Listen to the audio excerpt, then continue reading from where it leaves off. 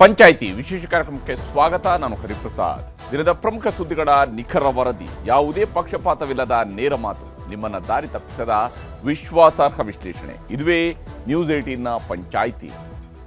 ದೆಹಲಿಯಲ್ಲಿ ಕುಳಿತೇ ಮುಖ್ಯಮಂತ್ರಿ ಸಿದ್ದರಾಮಯ್ಯನವರು 5 ವರ್ಷ ನಾನೇ ಮುಖ್ಯಮಂತ್ರಿ ಅನ್ನುವಂತಹ ಸ್ಪಷ್ಟ ಸಂದೇಶ ಕಳಿಸಿದ್ದಾರೆ.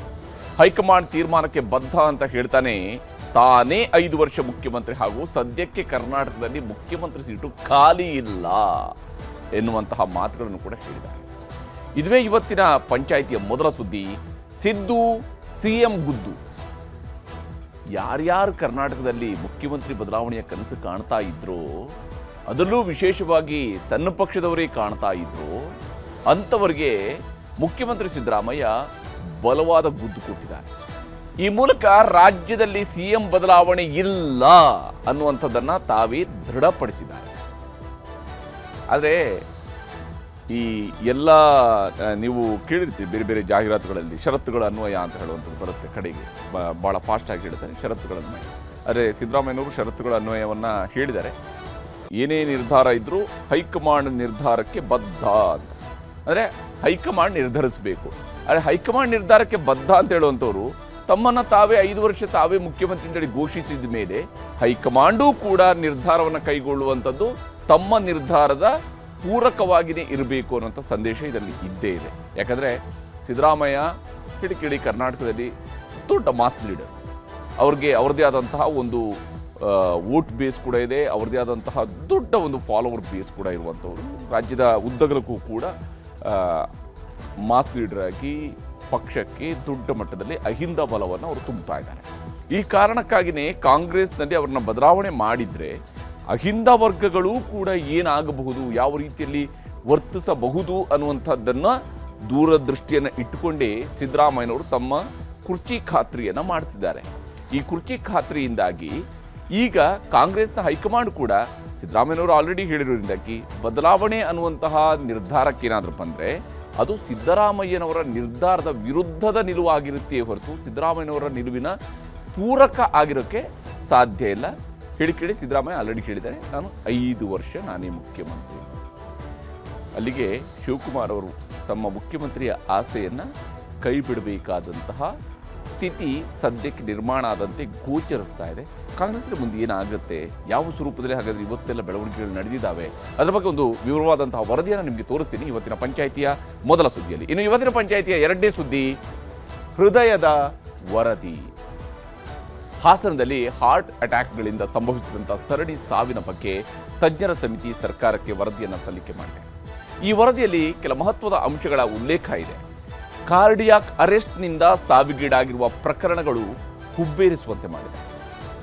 6 ಮರಣೋತ್ತರ ಪರೀಕ್ಷೆ ನಡೆಸಿರ್ತಕ್ಕಂಥದ್ರಲ್ಲಿ, ಅಂದರೆ ಕಾರ್ಡಿಯಾಕ್ ಈ ಸಡನ್ ಡೆತ್ ಆದಂತಹ ನಂತರ 6 ಪಾರ್ಥಿವ ಶರೀರಗಳಿಗೆ ಮರಣೋತ್ತರ ಪರೀಕ್ಷೆಯನ್ನು ಕೂಡ ನಡೆಸಲಾಗಿದೆ. ಇದರಲ್ಲಿ 5 ಕಾರ್ಡಿಯಾಕ್ ಅರೆಸ್ಟ್ನಿಂದ ಆಗಿರುವಂತಹ ಸಾವು, ಅಂದರೆ ಅವರಿಗೆ ಹೃದಯ ಸಂಬಂಧಿತವಾಗಿರ್ತಕ್ಕಂಥ ಇತರೆ ಕಾಯಿಲೆಗಳು ಹಿಂದಿನಿಂದ ಇದ್ದಂಗಿರಲಿಲ್ಲ ಅನ್ನುವಂಥದ್ದು ಹೇಳ್ತಾ ಇದ್ದು ಕೂಡ ಇಲ್ಲಿ ಲೈಫ್ ಸ್ಟೈಲ್, ಜೀವನ ಶೈಲಿ ಇದು ಬಹಳ ಮುಖ್ಯವಾದಂಥ ಕಾರಣ. ಮತ್ತು ಈ ವರದಿಯಲ್ಲಿ ಉಲ್ಲೇಖ ಮಾಡಿದ್ದಾರೆ ಏನೇನೆಲ್ಲ ಕಾಸ್ ಆಫ್ ಡೆತ್, ಅಂದರೆ ಈ ಸಾವಿಗೆ ಪೂರಕವಾಗಿರಬಹುದಾಗಿರ್ತಕ್ಕಂಥ, ಸಾವು ತಂದಿರೋದಕ್ಕೆ ಪೂರಕ ಆಗಿರ್ತಕ್ಕಂಥ ಕಾರಣಗಳು ಏನೇನು ಇರಬಹುದು ಅನ್ನೋದ್ರ ಬಗ್ಗೆ ಕೂಡ ಪಟ್ಟಿ ಮಾಡಿದ್ದಾರೆ. ಅದರ ರೆಕಮೆಂಡೇಶನ್ಸನ್ನು ಸರ್ಕಾರ ಕೊಟ್ಟಿದ್ದಾರೆ. ಅಷ್ಟೇ ಆದರೆ ಮುಂದೆ ಏನು ಮಾಡಬೇಕು ಇದನ್ನು ತಡೆಯೋದಕ್ಕೆ, ಮತ್ತು ವಿಶೇಷವಾಗಿ ಯಾರ ಮೇಲೆ ಹೆಚ್ಚಿನ ನಿಗಾ ಇಡಬೇಕು ಅನ್ನೋದ್ರ ಬಗ್ಗೆಯೂ ಕೂಡ ಈ ವರದಿಯಲ್ಲಿ ಉಲ್ಲೇಖ ಮಾಡಲಾಗಿದೆ. ಅದನ್ನು ಕೂಡ ನಿಮಗೆ ವಿವರಿಸ್ತೀನಿ ಇವತ್ತಿನ ಪಂಚಾಯಿತಿಯ 2ನೇ ಸುದ್ದಿಯಲ್ಲಿ. ಈಗ ಮೊದಲ ಸುದ್ದಿ ಕಡೆಗೆ ಹೋಗೋಣ. ಸಿದ್ದು ಸಿಎಂ ಗುದ್ದು. ಇದು ಸಿಎಂ ಕುರ್ಚಿಗೆ ತಾನೇ ಕೊಟ್ಟಿರುವಂತಹ, ಸಿಎಂ ಕುರ್ಚಿಯ ಕನಸು ಕಾಣ್ತಿದ್ದಂಥವ್ರಿಗೆ ಸಿಎಂ ಸಿದ್ದರಾಮಯ್ಯನವರು ಕೊಟ್ಟಿರುವಂತಹ ಗುದ್ದು.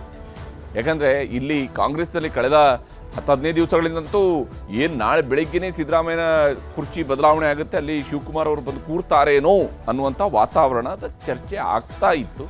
ಆದರೆ ಅದನ್ನೆಲ್ಲವನ್ನು ಕೂಡ ಒಂದೇ ಏಟ್ನಲ್ಲಿ ಇಲ್ಲ ಹಂಗೇನೂ ಆಗೋದಿಲ್ಲ ಅನ್ನುವಂತಹ ದಾಟಿಯಲ್ಲಿ ಸಿದ್ದರಾಮಯ್ಯನವರು ಮಾತನಾಡಿದ್ದಾರೆ. ಅದನ್ನು ವರದಿ ನಿಂತು ಈ ಸರ್ಕಾರ 5 ವರ್ಷ ಬಂಡೆ ತರ ಭದ್ರವಾಗಿರ್ತದೆ. ನಾವಿಬ್ರು ಚೆನ್ನಾಗಿದ್ದೀವಲ್ವಾ? Discipline important. ನಾನು ಯಾರಿಗೂ ಹೇಳಿ ನಮ್ಮ CM ಮಾಡಿ ಅವೆಲ್ಲ ಅವಶ್ಯಕತೆ. ತಾವು 5 ವರ್ಷ ಸಿಎಂ ಆಗಿರ್ತೀರಿ. ಹೌದು, ನಾನೇ ಪ್ರಯತ್ನ ವಿಫಲ ಆದರೂ ಪ್ರಾರ್ಥನೆ ವಿಫಲ ಆಗೋದಿಲ್ಲ ಅನ್ನೋದು ನನ್ನ ನಂಬಿಕೆ. ನಾನು ಮೊನ್ನೆ ಹೇಳಿದೆ, ನಾನು 5 ವರ್ಷ ಪೂರ ನಾನೇ ಇರ್ತೀನಿ ಅಂತ. ಯಾಕೆ ಹೇಳ್ತಿದ್ದೆ? ಖಾಲಿ ಇದೆ ಈಗ. What option I have? I have to stand by him, I support him, I don't have any objection to it. ನಾನೇ ಮುಖ್ಯಮಂತ್ರಿ, ನಾನೇ 5 ವರ್ಷದ ಪೂರ್ಣಾವಧಿ ಸಿಎಂ ಆಗಿದ್ದೆ, ಸಿಎಂ ಆಗಿದ್ದೀನಿ, ಸಿಎಂ ಆಗಿರ್ತೀನಿ. ಯಾವುದೇ ನಿರ್ಧಾರ ಕೈಗೊಳ್ಳುವುದಿದ್ದರೂ ಹೈಕಮಾಂಡ್ ತೆಗೆದುಕೊಳ್ಳುತ್ತೆ ಅಂತ ಹೇಳುತ್ತಲೇ ಕರ್ನಾಟಕದಲ್ಲಿ ಸಿಎಂ ಕುರ್ಚಿ ಖಾಲಿ ಇಲ್ಲ ಎಂಬ ಸಂದೇಶವನ್ನ ಸಿಎಂ ಸಿದ್ದರಾಮಯ್ಯ ಕೊಟ್ಟಿದ್ದಾರೆ. ಮೊನ್ನೆ ಹೇಳಿದೆ, ನಾನು 5 ವರ್ಷ ಪೂರ ನಾನೇ ಇರ್ತೀನಿ ಅಂತ. ಯಾಕೆ ಹೇಳ್ತಿದ್ದೆ? ಖಾಲಿ ಇದೆ ಈಗ. ಚೀಫ್ ಮಿನಿಸ್ಟರ್ ಕುರ್ಚಿ ಖಾಲಿ ಇದೆಯಾ? ರಾಜ್ಯ ಸರ್ಕಾರಕ್ಕೆ 2 ವರ್ಷ ಕಳೆಯುತ್ತಿದ್ದಂತೆ ನಾಯಕತ್ವ ಬದಲಾವಣೆ, ಅಧಿಕಾರ ಹಸ್ತಾಂತರ ಸೇರಿದಂತೆ ಇನ್ನಿತರೆ ಚರ್ಚೆಗಳು ಮುನ್ನೆಲೆಗೆ ಬಂದಿದ್ದವು. ಡಿಸಿಎಂ ಡಿಕೆ ಶಿವಕುಮಾರ್ ಮುಖ್ಯಮಂತ್ರಿ ಆಗಲೇಬೇಕೆಂದು ಕೆಲ ಆಪ್ತ ಶಾಸಕರು ಬ್ಯಾಟಿಂಗ್ ಮಾಡುತ್ತಿದ್ರು. Shivaganga Basavaraju, HC. Balakrishna, Iqbal Hussain, CP Yogeshwar, doctor Ranganath ಸೇರಿದಂತೆ ಹಲವರು ಬ್ಯಾಟಿಂಗ್ ಮಾಡುತ್ತಿದ್ರು. ರಂಭಾಪುರಿ ಶ್ರೀ, ಅಜ್ಜಯ್ಯನ ಮಠದ ಶ್ರೀಗಳು ಕೂಡ ಮಾತಾಡ್ತಿದ್ರು. ಅದೆಲ್ಲದಕ್ಕೂ ಫುಲ್ ಸ್ಟಾಪ್ ಇಟ್ಟಿದ್ದಾರೆ ಸಿಎಂ ಸಿದ್ದರಾಮಯ್ಯ. ಹೈಕಮಾಂಡ್ನವರು ಏನ್ ಹೇಳಿದ್ದಾರೆ, ಏನ್ ನಾವು ತೀರ್ಮಾನ ತಗೋತೀವಿ ಅದನ್ನು ಇಬ್ರು ಒಪ್ಕೋಬೇಕು ಅಂತ ಹೇಳಿದ್ದಾರೆ. I will remain as a chief minister, I will continue as a chief minister. ನಾನು ಮೊನ್ನೆ ಹೇಳಿದೆ, ನಾನು 5 ವರ್ಷ ಪೂರ ನಾನೇ ಇರ್ತೀನಿ ಅಂತ. ಯಾಕೆ ಹೇಳ್ತಿದ್ದೆ? ಖಾಲಿ ಇದೆ ಈಗ. Leadership issue is not there, it was not discussed. 2 ದಿನಗಳಿಂದ ದೆಹಲಿಯಲ್ಲಿ ಬೀಡು ಬಿಟ್ಟಿರುವ ಸಿಎಂ ಸಿದ್ದರಾಮಯ್ಯ ಕರ್ನಾಟಕ ಭವನದಲ್ಲಿ ಕುಳಿತೆ ರಾಜ್ಯ ಹಾಗೂ ಕೇಂದ್ರದ ಕಾಂಗ್ರೆಸ್ ನಾಯಕರಿಗೆ ಸ್ಪಷ್ಟ ಸಂದೇಶ ರವಾನಿಸಿದ್ದಾರೆ. ನಾನೇ ಸಿಎಂ ಆಗಿದ್ದೀನಿ, ಸಿಎಂ ಆಗಿರುತ್ತೇನೆ ಎಂದು ಹೇಳುವ ಮೂಲಕ ಬದಲಾವಣೆ, ಕ್ರಾಂತಿ, ಪುನರಚನೆಗೆಲ್ಲ ಫುಲ್ ಸ್ಟಾಪ್ ಇಟ್ರು. ನನಗೆ ಜನರ ಬೆಂಬಲ ಇದೆ, ಹೈಕಮಾಂಡ್ ಬೆಂಬಲ, ಡಿಕೆ ಶಿವಕುಮಾರ್ ಬೆಂಬಲವೂ ಇದೆ ಎಂದರು. ರಾಜ್ಯ ಕಾಂಗ್ರೆಸ್ ಉಸ್ತುವಾರಿ ರಣದೀಪ್ ಸುರ್ಜೇವಾಲಾ ಶಾಸಕರನ್ನ ಭೇಟಿಯಾಗ್ತಿರೋದು ಅವರ ಸಮಸ್ಯೆಗಳನ್ನ ಕೇಳೋದಕ್ಕೆಂದಷ್ಟೇ ಹೇಳಿದ್ರು. ಏನೇ ತೀರ್ಮಾನಗಳಿದ್ದರೂ ಹೈಕಮಾಂಡ್ ಆದೇಶವೇ ಅಂತಿಮ, ಅದಕ್ಕೆ ಇಬ್ಬರು ಬದ್ಧ ಎಂಬ ಸಂದೇಶವನ್ನ ಬೆಂಗಳೂರಿನ ಕಡೆಗೆ ತೇಲಿಬಿಟ್ರು. I will remain as a chief minister, I will continue as a chief minister, I will be there for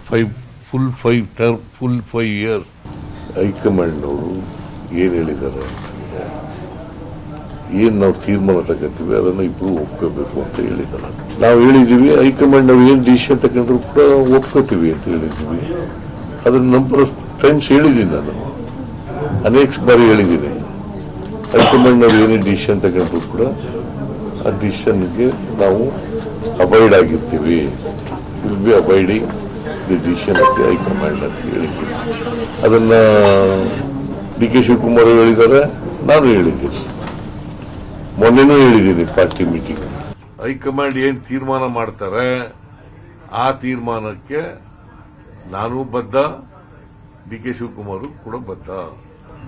that leadership issue is not there, it was not discussed. There is no vacancy. Is there any vacancy chief ministership? I am very much here before you. I am the chief minister Karnataka.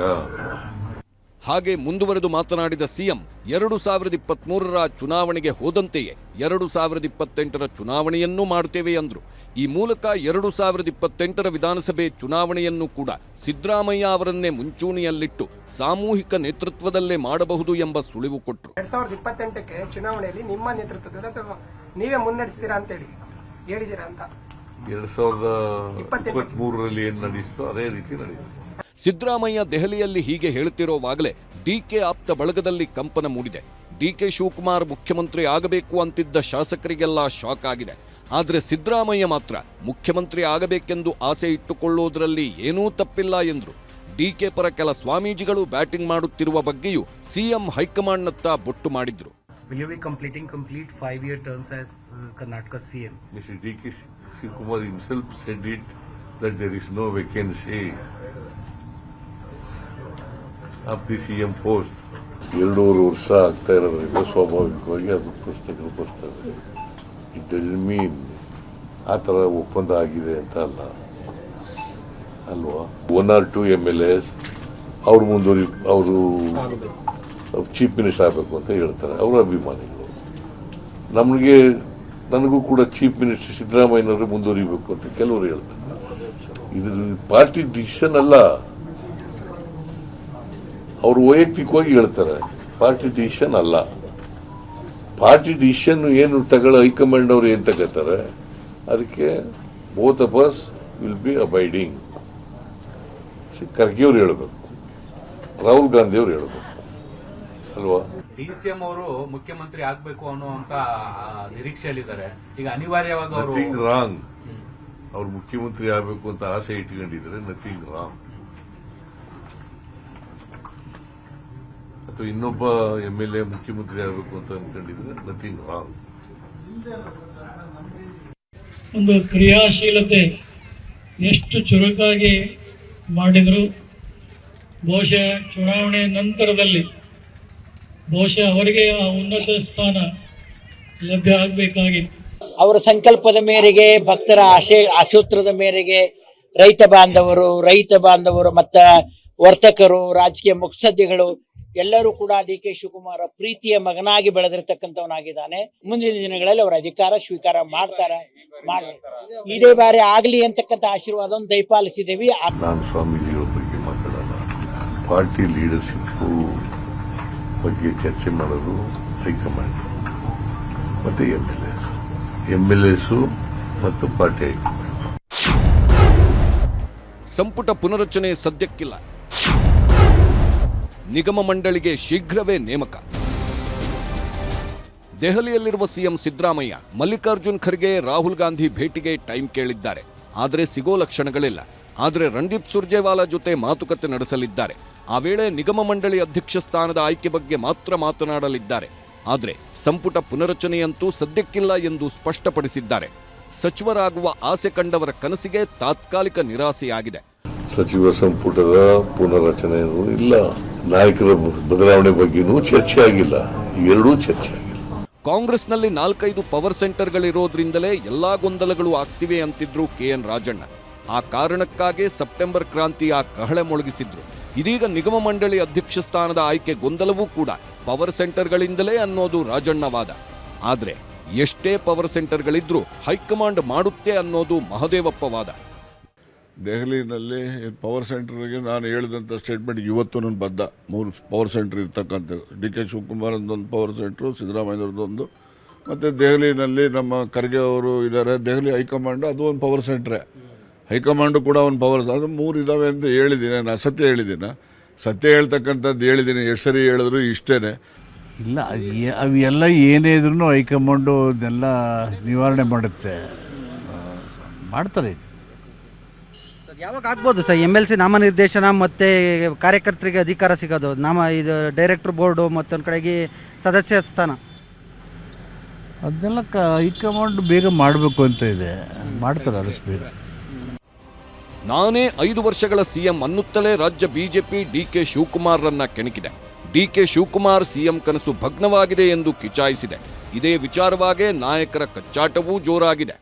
ಆ ಮ್ಯಾಂಡೇಟನ್ನು ಬದಲಾವಣೆ ಮಾಡಬೇಕು ಅಂತೇಳಿ operation ಕಮಲ ಮಾಡಿದ್ರಲ್ಲ, ಮ್ಯಾಂಡೇಟೇ ಇಲ್ಲದೆ ಅವರು ಮಧ್ಯೆ ಹೇಳ್ತಾರೆ. ಅವರೇ ಹೈಕಮಾಂಡ್ ಥರ ಮಾತಾಡ್ತಾರೆ BJP ಅವರು. ಹಿಂಗಾಗೋಯ್ತು, ಇದು ಹಂಗೋಗೋಯ್ತು, ಅವ್ರಿಗೆ ಹಿಂದೆ ಮುಂದೆ ಏನಾಗಿದೆ ಅನ್ನೋದು ಗೊತ್ತಿಲ್ಲ. ಸೊ ಅವರು ಹಿಂದೆ ರುಚಿ ನೋಡಿದಾರಲ್ಲ 2 ಸಾರಿ, ಈ ಸಾರಿ ಏನಾಗುತ್ತೆ ಅನ್ನೋದು ಅವ್ರ ಅನಿಸಿಕೆ ಇರ್ಬೋದು. ಈಗ ಈ ಪ್ರಶ್ನೆ ಬಿಜೆಪಿ ಎತ್ತಿದ್ದಲ್ಲ. ಈ ಸರ್ಕಾರ ಬಂದ್ 3 ತಿಂಗಳಿಗೆ DK ಸುರೇಶ್ ಯಾವುದೋ ಒಂದು ಸಂದರ್ಭದಲ್ಲಿ ಒಳಗೇನು ಒಪ್ಪಂದ ಆಗಿದೆ ಅನ್ನೋದು ಹೈಕಮಾಂಡಿಗೆ, ಸಿಎಂಗೆ, DCMಗೆ ಗೊತ್ತು ಅಂತ ಹೇಳಿದ ಸಂದರ್ಭದಿಂದ ಶುರುವಾಯ್ತು ಈ ಚರ್ಚೆ. ಸಿದ್ದರಾಮಯ್ಯನವರ ಈ ಹೇಳಿಕೆ ಇದೆಯಲ್ಲ, ಇದು ಸಣ್ಣ ಹೇಳಿಕೆ ಅಲ್ಲ. ಈಗ ತಾಕತ್ತಿದ್ರೆ, ಇಷ್ಟು ದಿವಸ ಮಾತಾಡ್ತಿದ್ರಲ್ಲ ಇಳಿಸ್ತೀವಿ ಸಿದ್ದರಾಮಯ್ಯನವ್ರನ್ನ ಅಂತ, ಈಗ ಕಾಂಗ್ರೆಸ್ ಶಾಸಕರಿಗೆ ಯಾರಿಗಾದ್ರೂ ತಾಕತ್ತಿದ್ರೆ ಅವರ ವಿರುದ್ಧ ಮಾತಾಡಿ ನೋಡೋಣ. ನಿಮಗೆ ಇಳಿಸೋ ತಾಕತ್ತಿದ್ರೆ ಈಗ ಇಳಿಸ್ತೀನಿ ನೋಡೋಣ. ದೆಹಲಿಯಲ್ಲಿ ಸಿದ್ದರಾಮಯ್ಯ ನಾನೇ ಪೂರ್ಣಾವಧಿ ಸಿಎಂ ಅನ್ನುತ್ತಲೇ ಬೆಂಗಳೂರಿನಲ್ಲಿ ಸಿದ್ದರಾಮಯ್ಯ ಆಪ್ತರು ಆಕ್ಟಿವ್ ಆಗಿದ್ದರು.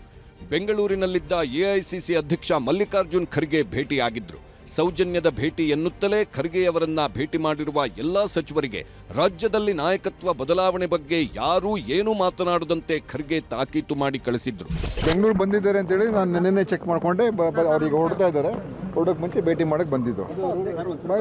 ಅಧ್ಯಕ್ಷನ ಭೇಟಿ ಮಾಡಬಾರ್ದು ಅಂತ ಹೇಳಿದ್ರೆ ಹೆಂಗೆ ನೀವು? ಯಾರನ್ನೂ ಅವ್ರು ಕರ್ಸ್ಕೊಂಡೇನಿಲ್ಲ. ನಮ್ಮ ಪಾಡ್ ನಾವು ಅವ್ರವ್ರವ್ರು ಬಂದಿದ್ದಾರೆ. ಇನ್ನೂ ಭಾಳಷ್ಟು ಜನ ಇದ್ದಾರೆ, ಎಲ್ಲರೂ ಭೇಟಿ ಮಾಡೋರು ಇದ್ದಾರೆ. ಖರ್ಗೆ ಅವರ ಮನೆಗೆ ಭೇಟಿ ಕೊಟ್ಟಿದ್ರಿ, ಸವಾರದ ಭೇಟಿ ನಮ್ಮ ರಾಷ್ಟ್ರೀಯ ಅಧ್ಯಕ್ಷರಿದ್ದಾರೆ, ಬಂದಿದ್ರು. ನಾಯಕತ್ವದ ಚರ್ಚೆ ಆಗಿಲ್ಲ ಸರ್. ಭಾಳ ಕುತೂಹಲ ಕಾರಣ ಆಗಿದೆ ಸರ್. ಏನು ಕುತೂಹಲ ಇಲ್ಲ, ಕುತೂಹಲನೂ ಇಲ್ಲ, ಸಹಜವಾದ ಭೇಟಿ. ಹೀಗೆ ಏನೂ ಇಲ್ಲ ಅನ್ನುತ್ತಲೇ ಖರ್ಗೆ ಮನೆಯಿಂದ ಸೀದಾ ಮಹದೇವಪ್ಪ ಮನೆಗೆ ಹೋದವರು ಅಲ್ಲೂ ಕೂಡ ಮತ್ತೊಂದು ಸುತ್ತಿನ ರಹಸ್ಯ ಸಭೆ ಮಾಡಿದ್ರು. ಸುಮಾರು 25 ನಿಮಿಷಗಳ ಕಾಲ ಕ್ಲೋಸ್ ಡೋರ್ ಮೀಟಿಂಗ್ ನಡೆಯಿತು.